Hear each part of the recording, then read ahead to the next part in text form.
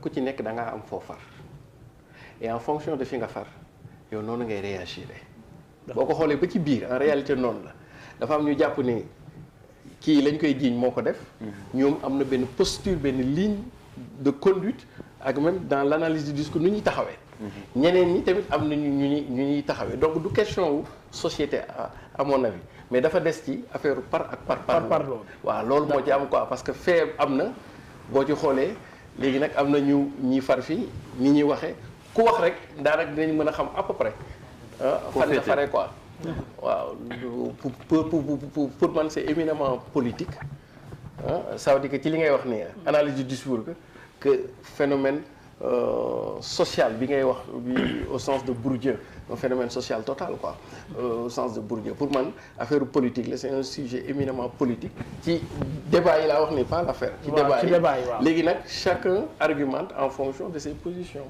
et de son camp politique. ma ne boo mu ko mayee. donc ce qui veut dire su arrangé su ma tënkee yow sa wax. waaw su arrangé état bi ñu barak ko. su ko arrangé wu mu yëkkal ko. dans l'exemple l'affaire de Khalifa Sall. waaw ak célérité ba mu amoon ci dossier bi. jusqu'au jugement. jusqu'en cassation. tellement gaaw. waaw nga comparé ko par rapport actuellement à l'affaire Ousmane Sonko Adji Sarr. léegi man laaj yi ma la dencal. daanaka benn laaj bi la mais concerné ñaari acteurs yëpp benn bi mooy Adji Sarr suñu demee ci yoon ñu ne lii mu doon wax nii yëpp jiñ ko Ousmane Sonko dara du ci dëkk lan moo ko war a xaar ci ay pen niki noonu nga tontuwaale bi ci topp mooy Ousmane Sonko tamit lii ko Adji Sarr di jiñ bés bu ñu demee ci yoon ñu ne mooma lan moo ko ci mën a fekk. bon je pense que nit suñu la tuumalee ñu dem ba ci biir ñu xool lépp li nga doon wax ci yow yëpp dara amul diffamation la c'est une atteinte à la considération à l'honneur à la réputation de la personne d'autrui léegi yow am nga plein droit porter plainte kooku boo plaintul nag dara du ko topp non plainte moom donc c'est personnel su dee par exemple suñu demee ba foofu loolu mu am c'est une hypothèse ñu dem ñu ne waaw lépp lu ñu tuumaloon Ousmane Sonko yëpp dara amul su neexee Ousmane Sonko ma ne jégal naa ko su ko neexee également kii du ma bàyyi noonu mu sedd kon booba elle va payer les pots cassés et aussi man surtout les dégâts collatéraux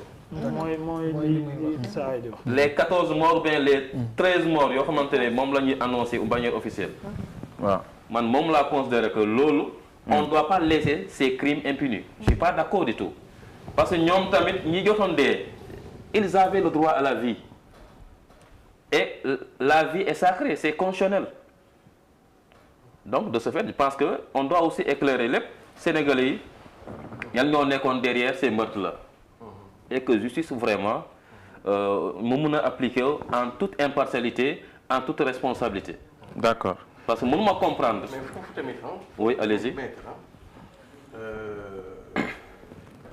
ci affaire bi damay wax d'abord ci victimes collatéraux yi nga doon wax. waaw comme nit dee na rek donc droit pénal la ñuy invoquer parce que meurtre la.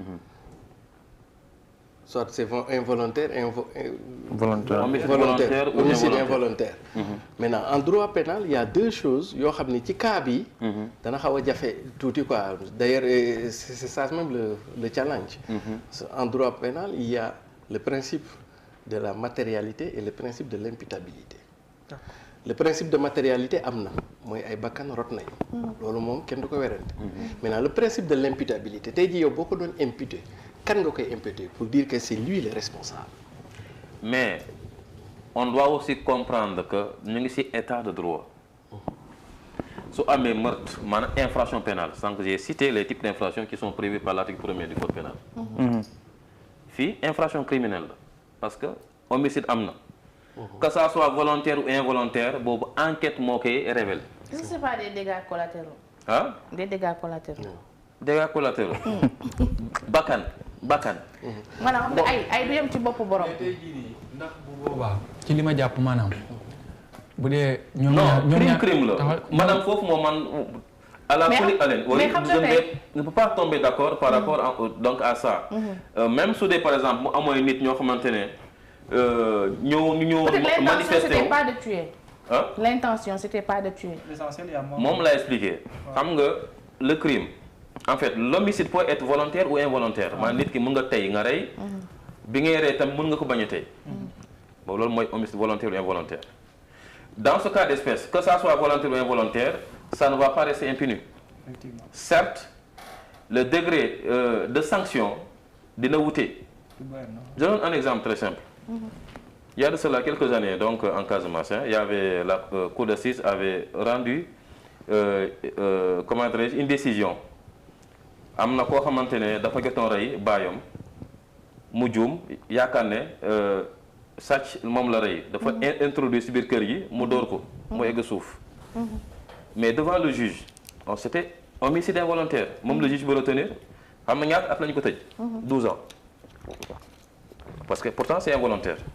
man question bi may laaj mooy. moo tax dans le cas d'espèce il faut que enquête ñu diligenté ko te enquête pour mu am il faut qu'il y ait cette volonté politique de l'État et je pense que État warul laisser impuni ces crimes-là man personnellement mun ma accepter bakkan rot ba pare ñu koy mel ni amuñu importance à leurs yeux. Je suis pas d'accord.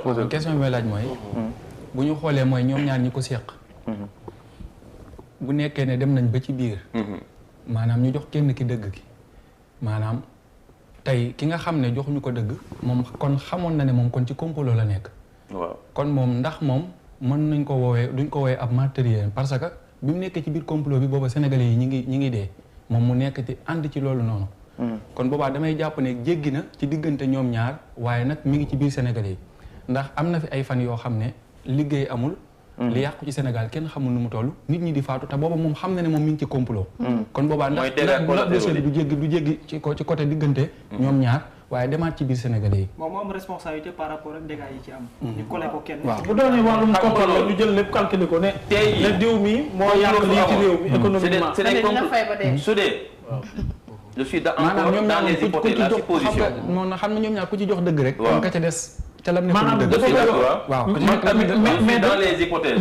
maître nga baal ma. dama comprendre fi muy waxee. mooy que ne ñaar ñëpp lay wax. waaw moo tax mu ne.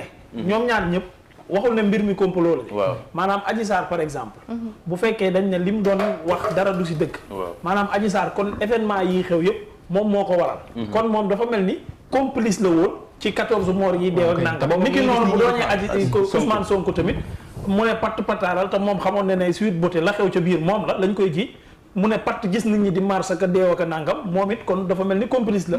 man damay wax je répète encore ma position par rapport à ce dossier. qui est pendant en justice. man toujours damay naan j'impute la responsabilité de manière partagée à ces deux camps là. ah oui c'est pas un seul camp c'est les deux. Quelle que soit la décision qui sera rendue. Quelle que soit la décision qui sera rendue parce que il y a confrontation amoon na.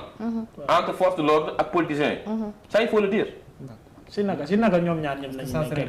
amul confrontation. non maanaam responsabilité yi nga c'est partagé ma ne ci naka. quand aujourd'hui on appelle à la résistance et que l'État également déploie ses forces pour assurer la sécurité ou bien la stabilité ou bien l'ordre ba mu am ay morts.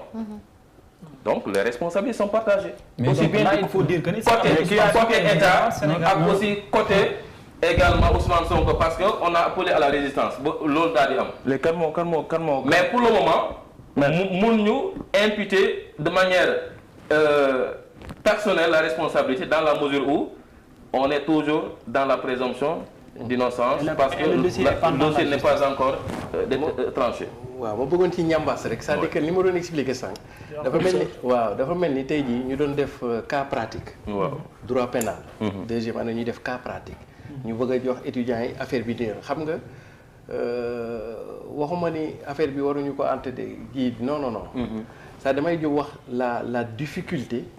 qu'il y a aujourd'hui du point de vue du droit pénal lijjanti ali kala xale yi dee ci affaire bi parce que bu dee civil. La responsabilité peut être indirecte. Comprendre? D'accord. Mais bu dee pénal la responsabilité elle est directe et personnelle. bu bakkan amee dañ naan diw mi yaa rey diw mi effectivement. comprendre mais ci jiixi jaaxa yi am nii tey jii du point de vue pénal mënuloo wax ni Modou Khoule yow yaa rey Demba bii parce que déjà booy dee sax ba léegi nii kenn xamul sax kan moo la professeur man foofu duma ànd ak est-ce que yow comprendre c'est-à-dire que foofu laay waxee du point de vue du droit beneen bi ma bëgg a ñëw ci affaire Ali Kalaj gi parce que xam naa ni ay dara mi ngi may xaw a soñ junj ci loolu mais en réalité le chef d'accusation parce que lii chef d'accusation bi lan la woon viol la ñu viol waaw chef d'accusation bi viol c'est ça kon donc Ousmane Sonko ñi ngi koy toppee viol maintenant viol droit à l'état actuel de notre droit juge mooy àtte mais à l'état actuel de notre droit dafa ni su dit waxee ni man dañ ma violer lii war a prouver l'élément de preuve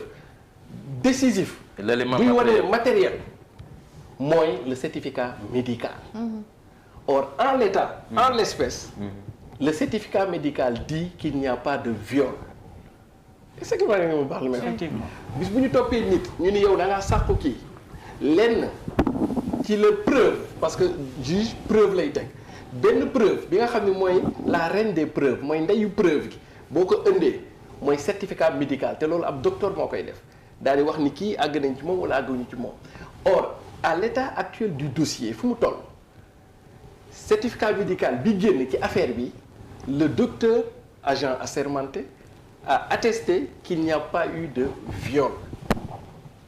donc foofu la mbir mi waroon yem. très bien waaw léegi nag day dem ci juge léegi nag foofu day dem ci juge moom mu juge mooy day def sans suite mooy day defee mais suñu ko analyser du point de vue du droit léegi leneen luñ fi waxaat on n'est plus dans le procès on n'est plus dans le droit on est dans la morale c'est-à-dire que suñu nee est-ce que moo ko def ñoom ñaar séq nañu ay xamante nañu ak yooyu on n'est plus dans le droit mais on est dans la morale d'accord entre deux majeurs vaccinés comme ni koy waxee majeurs et vaccinés lii c'est leneen quoi loolu duggul ci champ wu droit mais champ wu droit li muy wax mooy kii dafa maa jiiñ ñi dañ maa violé te léegi li koy prouver mooy docteur attesté ne ci am na viol bu amul viol nag léegi loolu beneen xeetu relation la on n'est plus dans du droit on est dans la morale quoi. su ma waxee ni je ne peux pas être de concert avec vous maanaam mënuma ànd ak yow parce que man sama analyse day yem si wàllum droit ma ngi juridique moral dama koy écarter parce que on a évoqué ou bien invoqué une infraction mooy lan le viol qui est aujourd'hui criminalisé depuis la loi de 2020 en son article 319 du code pénal. Très bien. Donc là dañoo considérer que su dee viol am na et que ñu indi preuve sànq lan laa waxoon avec l'article 414 du code de procédure pénale que le juge suñu koy indee preuve yi dafa am souveraineté pour apprécier en fonction de son intime conviction preuve ñu koy indi est-ce que dina ko accepter oui ou non moom mooy jël cette liberté d'appréciation. Ce n'est pas que voilà indi nañu preuve yi obligatoirement le juge est lié je suis pas d'accord en matière pénale non le juge est souverain pour apprécier ce qu'on l'apporte comme preuve donc là c'est le spécialiste qui parle raison pour laquelle ma ne côté boobu nu ma ànd ak yow mais en matière de procès vous savez que le procès pénal on dit c'est l'affaire de l'État vous savez que pourquoi ñu wax loolu État day défendre intérêt boppam mais également permettre également la personne inculpée ñu mun a préserver aussi ses intérêts raison pour laquelle ce cadre bi toujours est-il dañu permettre au juge mu am cette souveraineté dans l'appréciation des faits l'appréciation mooy preuve ñu koy indi moo tax ma ne sànq liberté de la preuve en matière pénale. yéen ñaar li ngeen di wax nii amul benn différence. non si am na différence. non moom kii volet émotionnel bi rek la dàq. maître dans l'émotion. non man nekk ma si émotion. droit rek la maître attention maanaam mbir yi ni mu war a tëddee la kii di wax. non ma attiré kii day attention analyse. non ma attiré attention ma bay attiré attention l'intime conviction attention l'intime conviction on l'invoque en droit quand il n'y a pas de preuve et que la loi est imprécise floue carrément c'est en ce moment que le juge peut aller dans son intime conviction parce qu'il y a pas de mais preuve quand il y a des preuves sur la table Et quand la loi est nette et précise, le juge n'a pas à aller dans son même type On doit conviction. passer à l'exécution. Vous Oui, faites tenir parce toutes les que preuves sont réunies. c'est un juge des faits, Je suis un juge d'accord. du droit. dama ne si les juges si les preuves sont suffisantes parce que juge moo koy déterminer mooy apprécier les preuves qu'on l'apporte qu'on verse dans le dossier mu apprécier ko si des preuves yi dañ ko convaincre donc voilà mooy intime conviction mu xam ne kii la ñu koy toppee preuve bi dafa wane ni moo ko def et voilà de trancher la décision. Mais maintenant, en matière de viol, preuve, la reine des preuves, c'est le certificat médical. Non, là, le bagage, je ne dis pas. Ça veut dire que nous avons une preuve. Je ne dis pas le contraire. Je ne dis pas le contraire. Mais là où je veux en venir, mooy lan. bu ñu nee nit dañu àgg ci moom lu ñu njëkk a wax. xam nga sànq dafa wax ni. waaw sànq dafa wax ni hôpital rek moo mën a attester. le médecin. mais c'est que foofu aussi dafa am ñu bëri ñu nga xam te ne nii. wuy ma dañu douter ci certificat médical boobu nga xam te ne nii. moom moo génn publiquement. léegi man fi may waxee mooy public. gis nga parce que normalement dans les normes certificat médical aussi. les agents assermentés war na mën a génn.